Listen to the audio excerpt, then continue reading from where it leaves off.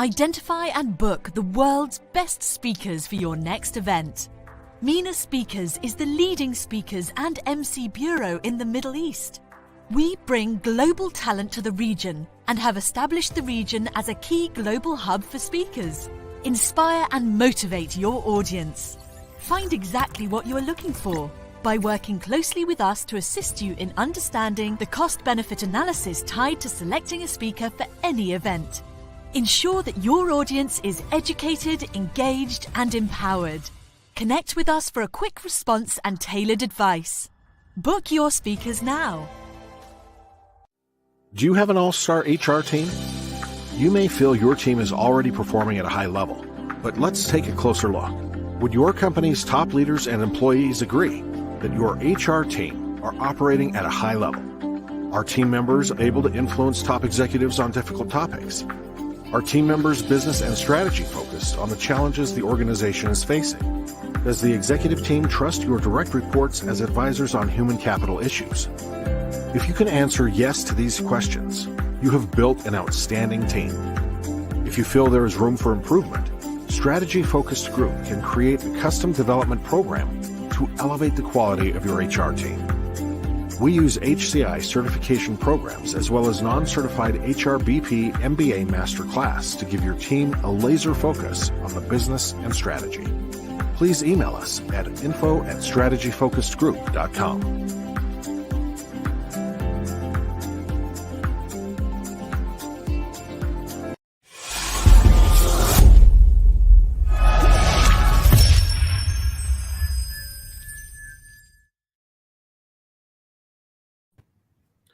Good morning, good evening, depending upon what part of the world you're in. If it's Friday, it's the CEO series, where we bring together leaders, innovators, disruptors.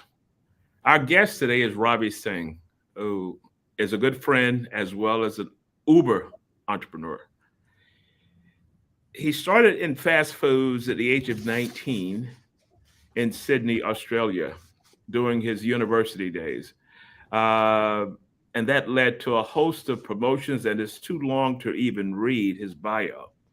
But eventually, from that success, as a leader in that particular industry, he was headhunted for a director of strategy, people, and systems for a home fashion company here in Dubai. He not only navigated the company through an incredibly challenging financial crisis in 2008 and 2009, but successfully expanded the brand across the Middle East. During this time, he was reunited with a good friend, Sami Karas, whom he initially trained as a first franchisee during his tenure in the fast food industry many years prior. Then the idea of a restaurant concept was first discussed. They started working on the concept of kicking in back in 2014. 2015, they decided it was time to move back home and continue the concept's design. 3 years later, Ravi and Sami opened the first Kicking In restaurant in Petersham, Australia. Now, with 11 locations, or maybe I may say 12, that was the last time, and many more on the drawing board, I am honored to talk with my dear friend, Ravi Singh. My man, how are you? Hey, great, Ron. Thanks for having me on your show, mate. I truly appreciate that.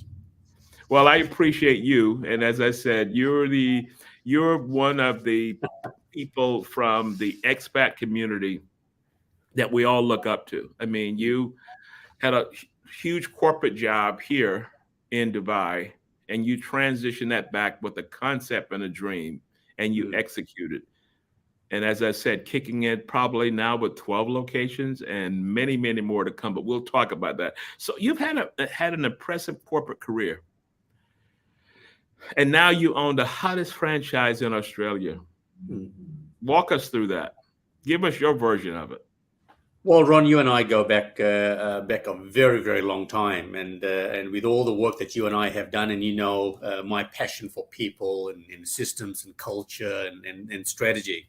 Back in 2014, I landed back home due to the children wanting to come back home. So I was in the process of setting up a bluefin consultancy, and that's when I met my close friend Sammy Karras, and we started talking about what I'm going to be doing and how I'm going to be contributing to society. And he said to me, well, why don't we go back to the restaurant game and we start a chain? And I scratched my head and I said, Jesus, I don't want to go back to the restaurant game. I had done it for many, many years. Not an easy game to be in. But then I went home and I thought about it and said, you know what? Maybe we should. And we started looking at different concepts that we wanted to bring, different franchises we wanted to bring in, and I said to myself, no, let's do it ourselves. Let's start with an idea, and the idea will be Cajun based, because Cajun is not commonly known in Australia. People love Cajun, but they go to the United States. So it was Louisiana inspired, Ron, and I said, well, let's do Cajun. So then, sometimes it's very easy to come up with ideas, but very hard to execute. I started making some phone calls, and every person I spoke to, every supplier I spoke to said, no, can't do Cajun. And it was a no. And I said to myself after a week, geez, this is very tough. This is very difficult. And one morning I woke up at 2:00 in the morning and I said to myself, no, if nobody can do it, I'll make it myself. And that's how the convention started. Wow. And and then I started researching what Cajun was all about. And now I've been to the United States many, many times before, so I had seen it, but I had never known the fact that Cajun was probably about 200 years old. The Americans, took it from the French. They modified it. They made it very Americanized. Went to Louisiana, where it became very famous. So I started researching Cajun and came up with the concept that it had a number of herbs and spices and everything else mixed together, cooked beautifully, and it was very delicious. So it took us 3 years to put the whole concept, the design, the ingredients in the sauces. We mixed it. So in the story, you would hear me talk about something called Hala's Kitchen. Hala is Sammy's wife. My home was rented out. So I had to borrow her kitchen to test the sauces as I was cooking them and trying them and eating them. Oh, wow. So that's how the concept started, Ron. Wow. So, what I find amazing about that, you said you heard no. Yeah. So many people would have said, you know what, that's not the way to go. And they would have probably have given up. How did you maintain that positivity to say, you know what, I'm going to try that 2 a.m. wake up, say, you know what, I'm going to make this work? Ron, it wasn't easy. And it's all about mindset, and it's all about your passion. It's all about the belief that you have that you can make it. And sometimes, you got to listen to your gut feeling. Your gut is telling you, you know what, these guys are wrong. You are right. And Ron, I can tell you today, the people that I met when I came back to Sydney and I said, well, we're doing a Cajun restaurant. The first response I got to them, Cajun, you must be kidding. It's too Americanized. It's not going to work. Don't do it. You'll fail. So I heard failure every single day from 2 a.m. till probably midnight, and from every person that I met. And I said to myself, guys, there must be something out there for me to do to prove these guys wrong. Yeah. So it was self-inspiration. It was self-motivation. It was self-belief, Ron. It was belief that you can make it happen. Yeah, you're such a big star in Australia now. You had me on not your show, but there was an interview session that we did a few weeks back. And I'm thinking, you really broke ground. You disrupted the entire restaurant industry. And all of the naysayers who said that it could not be done, you proved them all wrong. I'm not saying we're gloating over that, but no. So for someone who's heard no, what advice would you give them to say, you know what, follow your gut? That gut woke you up at 2 a.m. to say, you know what, try it. You know what, Ron? I mean, it's a very good point that you're making. I mean, to me, it's all about belief. To me, it's all about, being self-inspired, self-motivated. Yeah. Because don't forget, whenever you come up with a concept or an idea, you are literally on your own. Yes, you're going to have friends. Yes, you're going to have family. Yes, you're going to have people that will support you, that love you, but they will be very skeptical about the risks you're taking. Mm-hmm. And generally, people will try and protect you and say, you know what, don't do it. Don't do it. So they're not saying no because they don't like you or there's some envious behavior. No, it's more about the love they're trying to share and they're trying to protect you. Yeah. Now, if you fall within that sphere and say, you know what, those guys are right and I shouldn't be doing it, you'll never be successful. Yeah. You've got to go out there and do it. Well, Life is all about risks, Ron, and you know that better than I do. Life is all about risks. You've got to take the risks, and sometimes you're going to win, and sometimes you're going to lose. And if you lose, I think you should lose with pride. Yeah, my father always says, don't take advice from people. Everybody's got an idea. Yep, exactly. Follow your gut and go with what you feel inside. That's it. But I say this to you, and because to give you some background for the listeners, Ravi was probably the first customer I had when I was CEO for Great Place to Work. And we connected and created a bond, and we stayed in touch. And then when he pulled out and he opened up his own consulting firm, so we were like partners in that business in moving forward. And the next thing I know, that it was just kind of taken off. I think you moved back to Sydney to expand on your successful consultancy here. And that's when the idea popped up again, and you, Sammy, got together and started again. Is that correct? Yes. Yeah, that's how it happened, Ron. And then it was all about, as you know, I'm always very hungry for positive thinking, doing better and bigger, and doing things that make sense and have a purpose. So I had two conventions. One was taking Bluefin to the next level, which is doing the consultancy. And then when Sammy and I started talking about the restaurant concept, and I said to myself, what, if I weigh both, I think the restaurant may give me a lot more excitement, because I'm one of those guys that don't sleep a lot. So I love to work, I love to engage with people, I love to talk, I love to discuss, I love to see, I love to learn, and I'm still learning. And I think that's how the whole concept started, Ron. Yeah. In reading through your bio, one of the things that amazed me, and it amazed me because of the fact you never know how things are going to turn out. At 17, you started working in the fast food industry while you were in university. How many people have? My first job was working at a barbershop. And I always say that sitting around listening to older men talk and their interactions, that's you can't find that on chapter 32 in your MBA studies. No. And I think, Ron, can I just say something on that? I mean, a lot of people ask me, and then I explain them the same thing. And I said, what? When I was 16 and 17 years old, I was cleaning bathrooms in a restaurant. And that was the best experience I've ever had. And they laugh at me and they say, you must be joking. What the hell are you talking about? In the bathroom? I said, of course. And they said, why? And I said, well, this is where you learn people behavior. That's where I learned how to deal with aggressive people, disgruntled people, nice people, nasty people, good people. And I saw all types of behavior in the bathroom. And I said, I learned that if you respect people, if you've got a vision, if you've got a goal, you're not afraid to work hard, whether it is cleaning bathrooms or cooking as an example, or driving a bus as an example, or running a successful company. If you're prepared to work hard, that hard work is going to take you places where you can't imagine. But in that process, you have to be honest, you have to be dedicated, you have to be ethical, and you have to be a human, and the rest is all made out for you. Yeah. That resonated with me, because as I said, yours was a bathroom, mine was a barbershop, and I still anchor back to those learnings.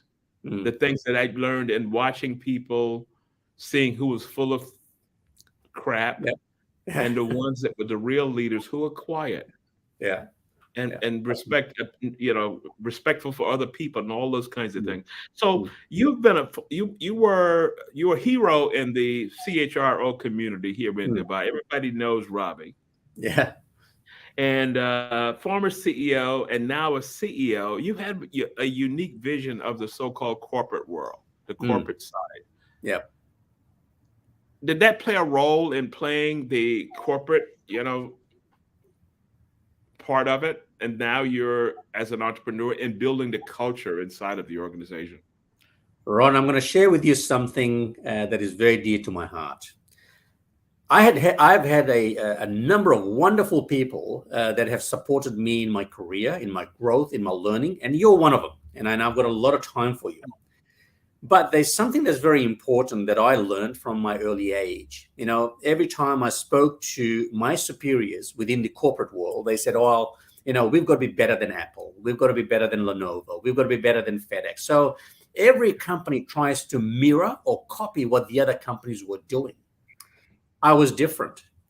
What I did was I had a small diary with me. And as I worked in companies and worked with the best of the best, I looked at a flaw or an area of opportunity these good companies had. And I came up with 50 points that I said to myself in 2015, if I ever start a corporate business, a large corporate business, I'm not going to repeat those 50 things that I have learned in my career for the last 38 years. Mm. So when I designed the company called Kicking in Australia, I took all those 50 points and I discussed with Sammy, and I said, these are the 50 things that we are not going to do.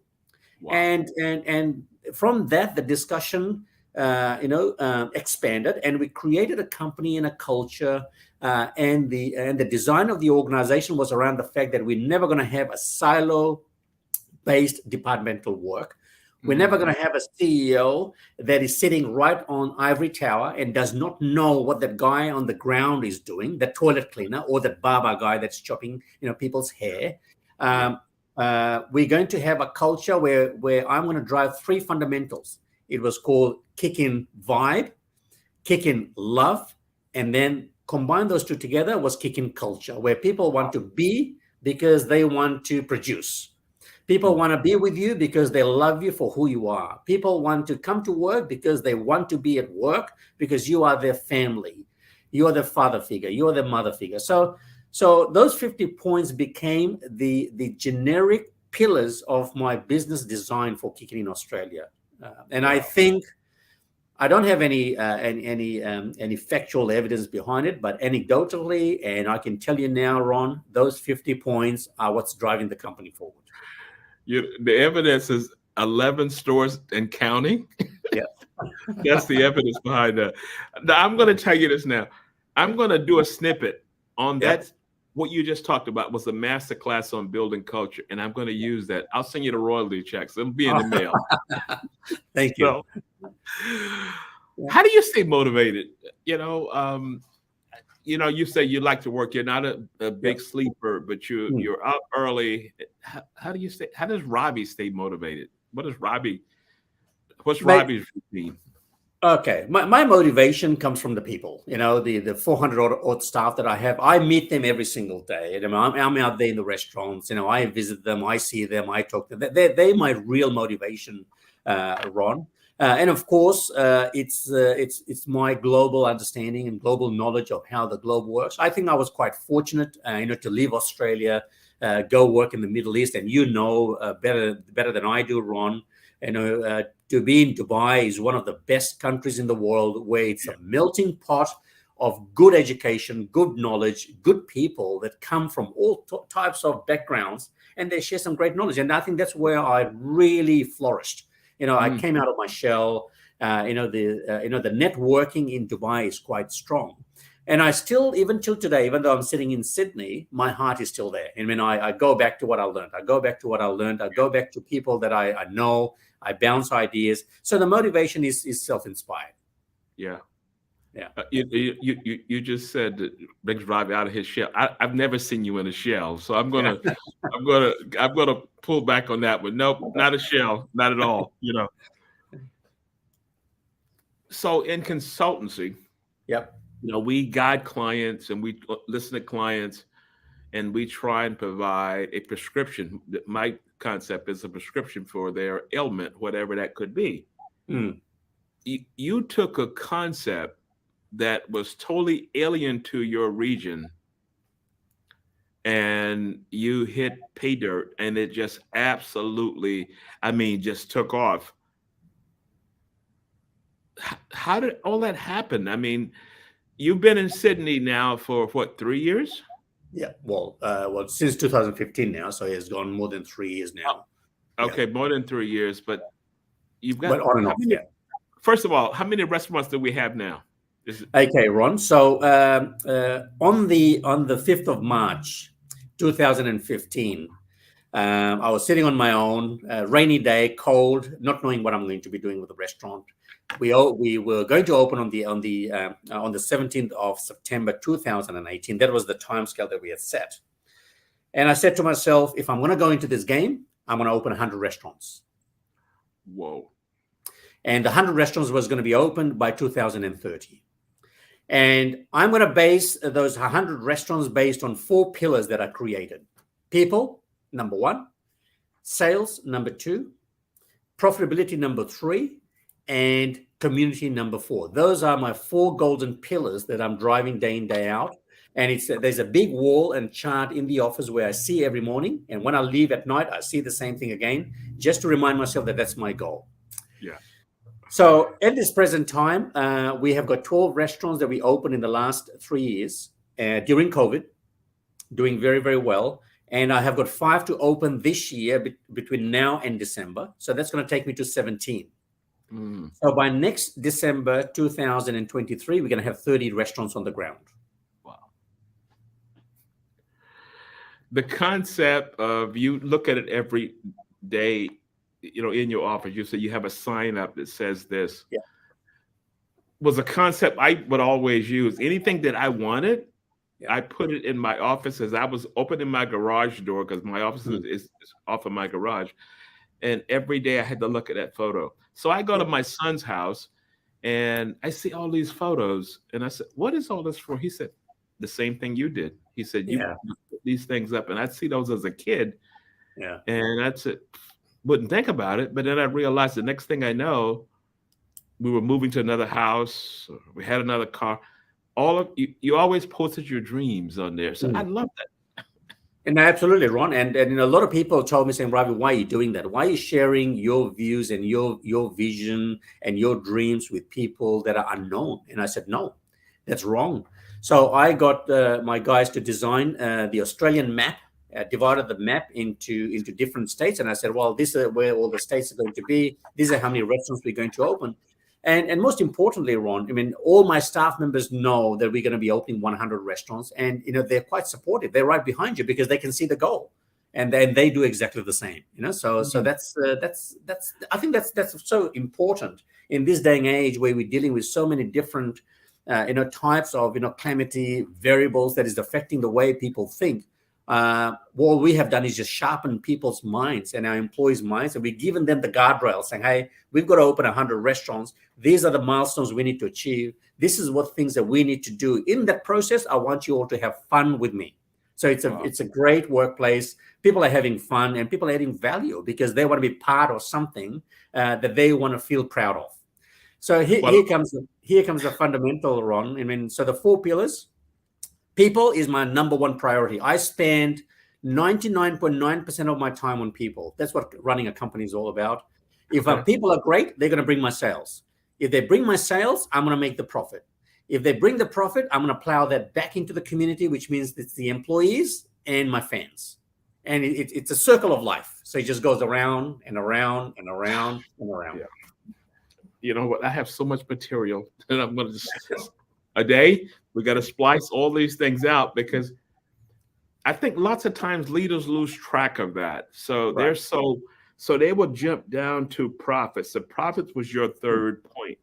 Yeah, they would jump down to profits and concentrate just on that, but don't realize that it starts with the people and connected with them.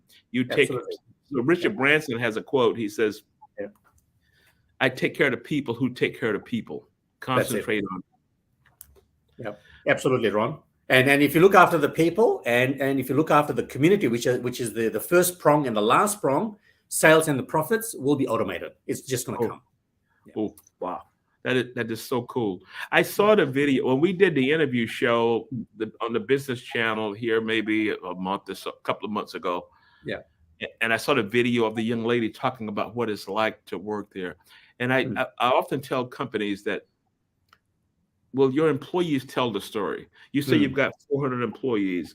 Yeah. I say, you have 400 employees going out telling your story. Your story.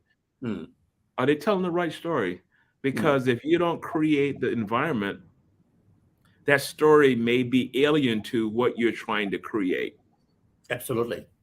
And I think that the most important thing is when you have your fans or your customers that buy into that story because they trust the brand and they want to know more. And they're the ones that become the storytellers of the brand. So you got 2 pillars. You got the employees who already are telling the story, and then the customers are taking the story from the employee and sharing with the friends and family and associates. And that's why you see on social media, Ron, and this is something that maybe a learning for all entrepreneurs is how do you leverage off something that is already there, which is the social media platform where people are sharing your stories. Mm.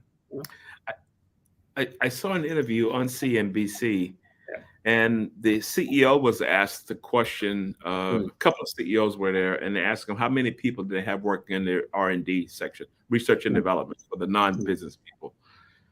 And one gentleman said, 4 or 5 people, whatever it was. They asked the other gentleman, he said, 1,200. And the moderator kind of stepped back for a second. He said, you have 1,200? Your company is not that large. He said, no, I have 1,200, but those 1,200, all of my employees are in charge of R&D. If they can figure out a better way to do their job, let's do it. So I don't leave that to thinking of 4 or 5 people to guide an organization of 1,200 people.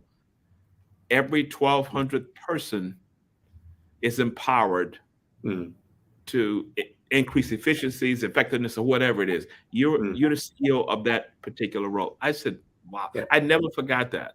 And that's the same thing you're saying, because you have engaged 400 plus people. Absolutely. That is a recruiting tool. That's internal mobility. That's storytelling. You covered all the key points. Yep. And my 400 employees have got direct access to me. They see me every single day. They've got my mobile number. They've got my email address. They know where I'm based. They know what time I'm going to be in the restaurant. I see all of them, and I don't. And then this is one of the things that I think any entrepreneur and CEO needs to understand. Yes, it all depends on how large the corporation gets and where the corporation is based internationally. So things will become slightly difficult in getting around. But if you can take the time and the effort and the energy and start paying attention to those little people that are the brand ambassadors on the ground that are sharing your message, are the most important people in the business, Ron. It's that little person that is 16 years old or 17 years old that believe in the brand is more important than anybody else in the company. So I pay attention to those people because I was one of them. Yeah.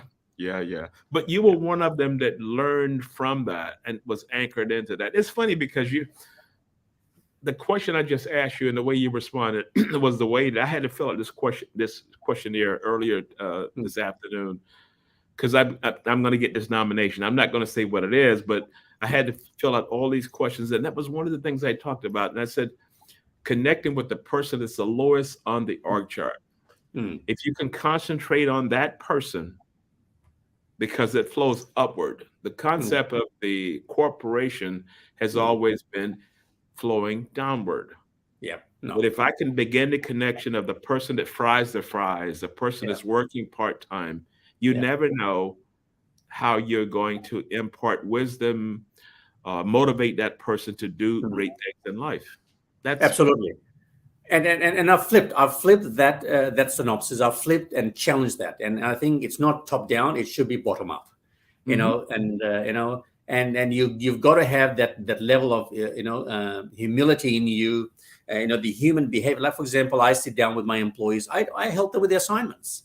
I coach them. I guide them. They come up to me with, problems or issues or difficulty. They come for advice. And I tell them, you guys can be entrepreneurs yourself.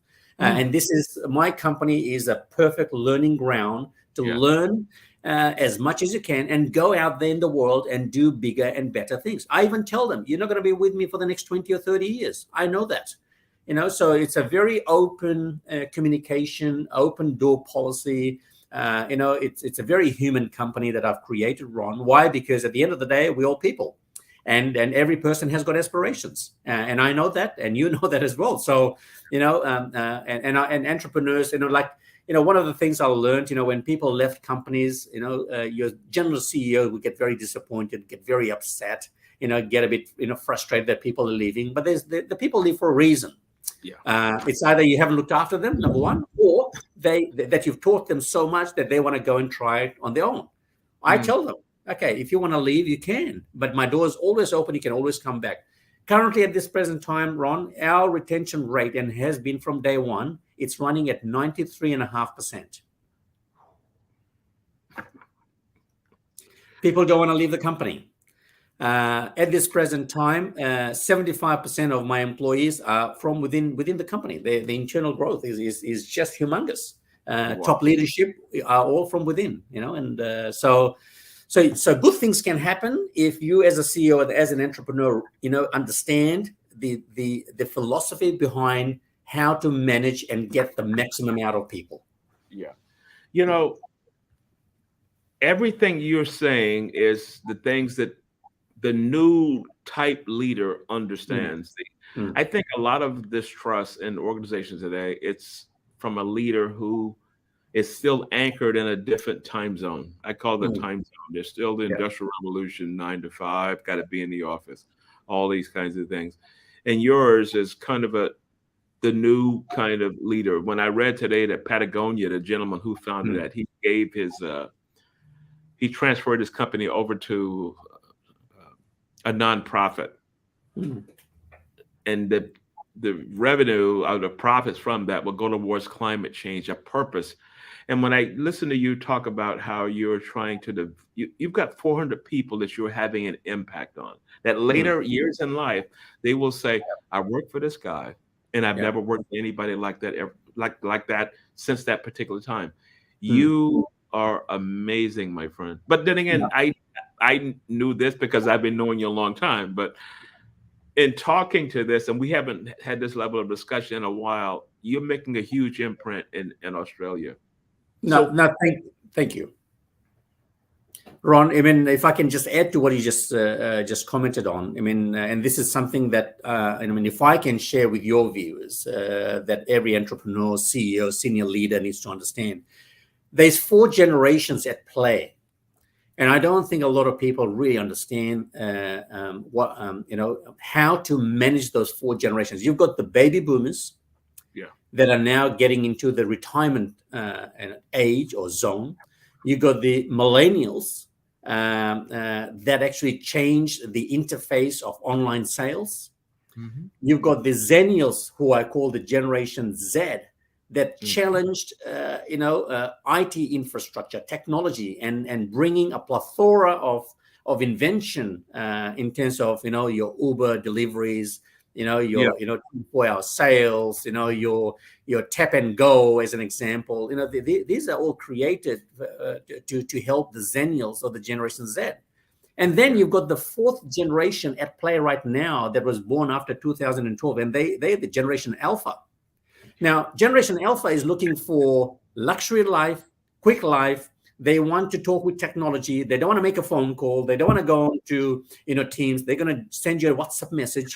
They're going to send you a text message. They use all types of emojis, as an example. You have to understand what those bloody emojis are, to communicate with them.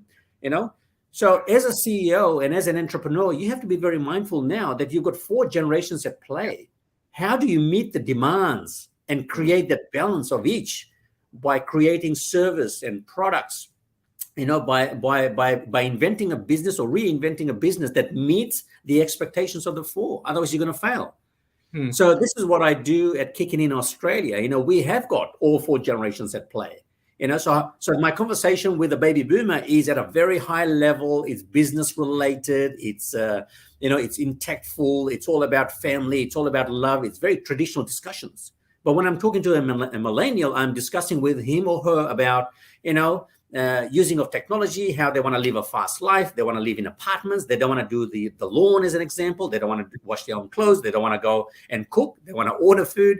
When I'm talking to a zennial, I'm bringing myself to that level, talking to a youngster who's 19 and 20, very hippie style. And when I'm talking to an alpha, I'm sending emojis. Yeah. So my role as an entrepreneur and a CEO is at 4 levels, and I have to be smart enough to know who I'm discussing with to get the maximum benefit out of. If that makes sense. It makes sense, because all I heard was from your side was Bluefin Consultancy. Yeah. bring it to real life, because your consulting firm was based on the same concept, educating these leaders. So let's take our commercial break so we can show that video that we have for kicking in. Okay. So that's going to come up in just a minute.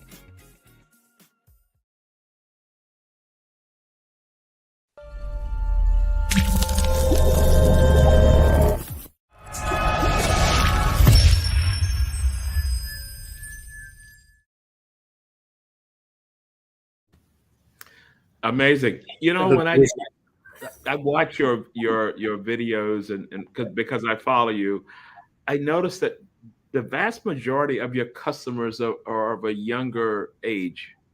Yep. The demographics, Ron, is from 13 to 66. 83% of those are females, predominantly based around 18 to about 25, 26. So they're in the millennial zone. And in different platforms, we have got different demographics. For example, in Facebook, our average age is about 40, between 45 to about 55 years of age. Instagram is a lot younger. TikTok is teens, and we've got about 2.5, total about 2.5 million followers. Yeah. You just walk through a demographic shift as you go through each one. But I had one person tell me, say, "Oh no, I don't use Facebook anymore." I said, "Why?" They said, "Because my parents use it." Yeah. So for the HR people that's listening in, what you talked through just then was evidence based. You have the evidence, and you have the analytics for each group that you just talked about, so I'm going to flip this kind of an HR kind of perspective. Understanding the business, understanding the demographics of your customers, understanding, how the organization makes money, all those things. So you did that same thing when you came to Dubai and working with the home furnishing company. And you guys was the brand here in Dubai, and still is the brand here in Dubai. I don't follow that much anymore, but it's still the brand for home furnishing.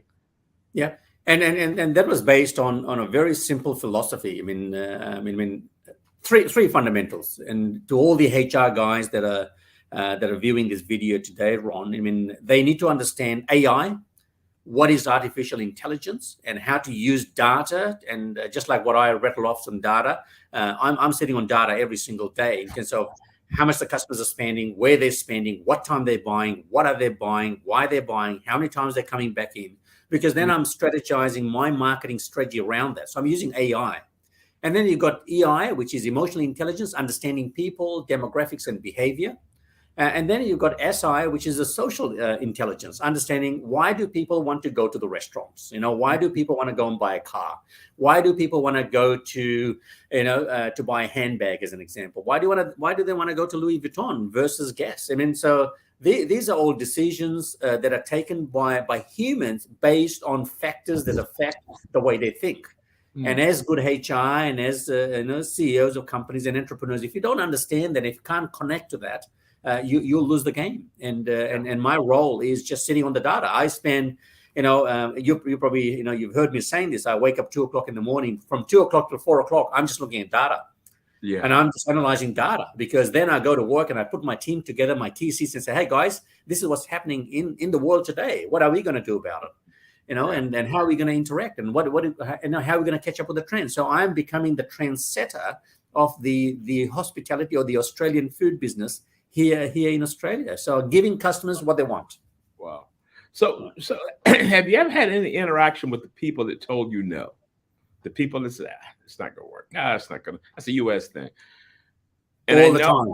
I know from the PR piece, that you're seen as, how did this person come in and just create this out of the clear blue? From that side, that's what they saw. Yeah. What is some feedback when you interact with some of these so-called restaurateurs? I think there's some challenges there, Ron. And the challenge is, I come from a global exposure. Yeah. And I've narrowed and honed my skills to something that I think is going to work in the Australian market.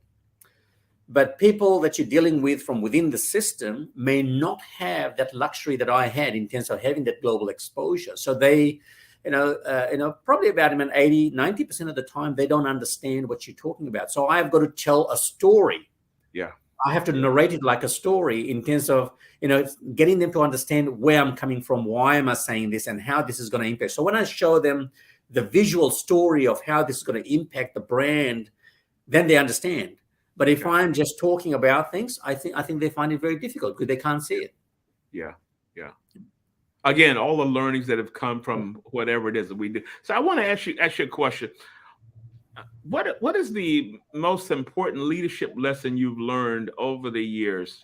I know you talked about the bathroom, which was, man, I can't tell you how powerful that was. I've already captured that one I'm going to use. Yeah. There's so many, and one of them, which I think, well, I'm going to give you a couple. Number one is surround yourself with people that have got very high energy, that are very positive, that are very good listeners, and that have got that level of comprehension and understanding, and they can relate to your vision. If you have people like that around you, you can be very, very successful. Yeah. But if you have one weak link within that team, you're going to drown. Yeah. That's number one. Number two is, for you to be successful, you have to be out there. And Ron, you and I are both pretty much exactly the same. We do a lot of reading. We do a lot of talking. We meet people. We interact people. We network, and we do it with no bias. We do it because we love doing what we do. And I think if you can't keep up with your knowledge, and if you don't know what's happening in the world, you can't be as successful as you want in the 21st century. You've got to be connected. You've got to be connected. You can't just, cushion yourself, or you can't just, get yourself out of the core. The core is how the world works. Number three is ideas don't just stop. You've got to keep generating ideas upon ideas upon ideas. You have to be innovative in the way you think. And if you are innovative in the way you think, you're going to bring in more good ideas. And if you share those good ideas with people that you trust and people that you know that's going to add good value, that idea will become into a snowball, and it's just going to roll. It's just going to roll. Okay. So to me, those are the three fundamental, leadership criteria. Number one, having the right people. Number two, having the knowledge and the business acumen and understanding what's happening in the world. And number three is just be very innovative in the way you think. Yeah. At one time you were a lecturer at an MBA school in Australia. Yeah. I remember you're talking about that. I think your journey has to be exposed to especially MBA students, developing the next level of leaders kind of concept. Right. So I know that internally you're working with people who may have not had a full education, but you're giving them a link that they will be able to use as a launch pad. Have you had time? I know your schedule is busy, to go back to that universities that you taught those classes and kind of interact with that group? Because I do some of that work from this side. Yeah, Ron. I've been approached by many, and I'm doing bits and pieces now in terms of helping young MBA persons or students that want to be entrepreneurs. So I do a lot of coaching still. But what I've done now is I've focused on something called intrapreneurship. So I'm focusing on people that really want to, become business people and become very successful, is to bring them back into the workplace, because that's where the ground is. That's where you learn. Yeah. So So instead of talking about entrepreneurship, which is out there global, I've brought it within the house and call it intrapreneurship. So giving those people those scope. So that's something that I'm working on right now, and we're going to open our doors at Kicking In. People that really want to learn how to run a business, I'm going to give them a masterclass for maybe 1 or 2 days where they can come and spend the time in the office, learn the dynamics of business, marketing, social media, finance. How do you run finance? Like my finance team is not my typical, or you won't see the typical finance team in any company. It's very different. They talk about strategy from a finance perspective. We talk about cash flow from a finance perspective. We talk about marketing from a finance perspective. So my finance team here is sitting on a different fundamental altogether. A normal person working in a finance team will talk about P&Ls and how to balance the books and all this stuff. We don't talk about that here. It's very different.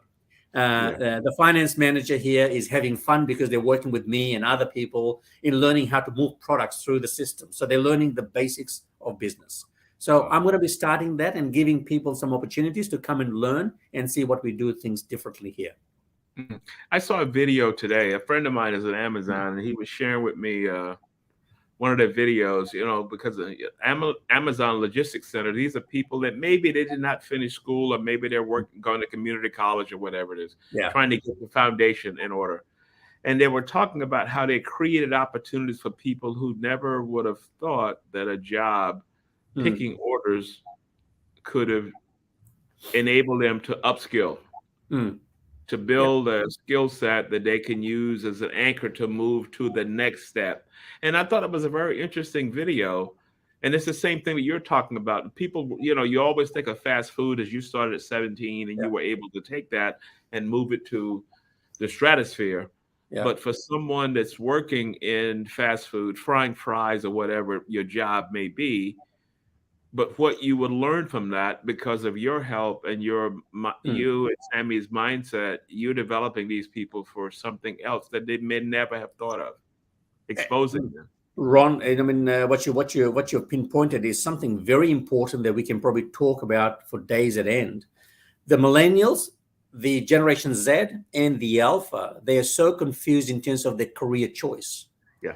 But if they join an organization where they have a very good leader or a very good CEO and they learn the concept of running a business, these people become one of the best managers you can ever have. I've had people come to me saying, Ravi, I wanted to be an IT expert, but now I've realized working for a restaurant, running a restaurant is better than becoming an IT expert. Yeah. And what I say, Ron, and I say to every young person that I deal with in my company, go and join a company that is small, but join a company that's not only small, but has got a very good CEO that you can learn off.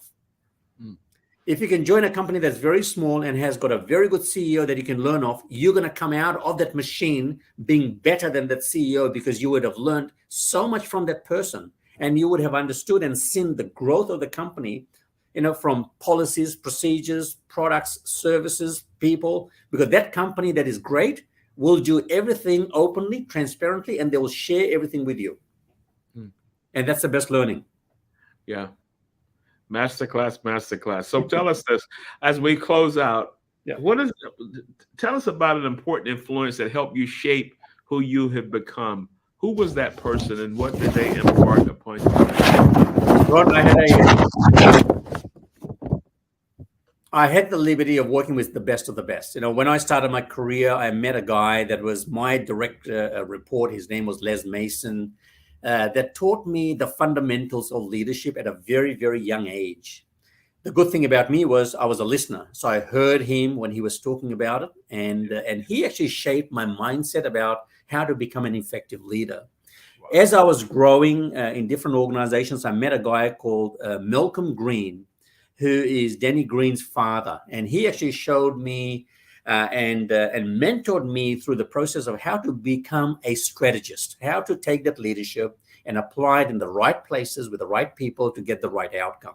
So he was a guy that shaped my strategy focus. As I grew older and learned a lot more from different variations of life and going through ups and downs and so forth, my parents, were part and parcel of shaping who I am today. And of course, my wonderful wife, Veena, and my 3 kids. But I'm going to finish on a climax, Ron, and I think this is something that I'm very passionate about, and I'm going to very passionately say to you as well. You're the guy when I met from day one, where you and I had discussions, you and I had coffees, you and I had talked about different variations of business, how to run business. You shared your personal stories. I shared my personal stories. That actually shaped my understanding of culture.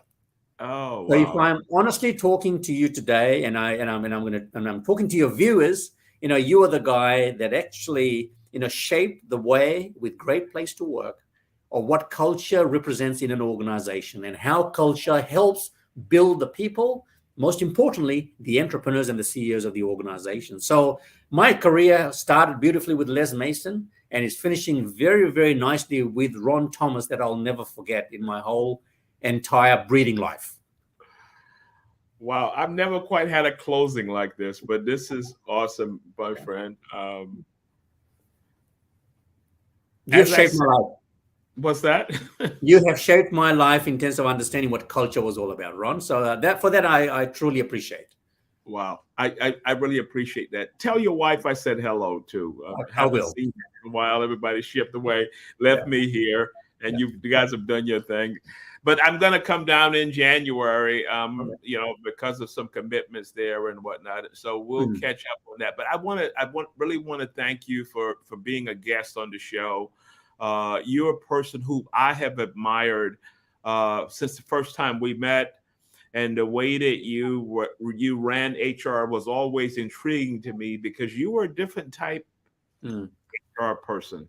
Yeah. As the chief human resource officer, you played an integral part of the strategy of the organization and trying to guide that particular chain into the growth that they experienced during that time. And you and I think we traveled to Mumbai together and hung out, and Absolutely. we've been on flights from numerous conferences and speaking with P World and all those kind of things. So we go back a long, long way. So I really appreciate the fact that you took time out to be a part of the show, be a part of the CEO series, because one of the things we try and do is bring on interesting people who have stories to tell.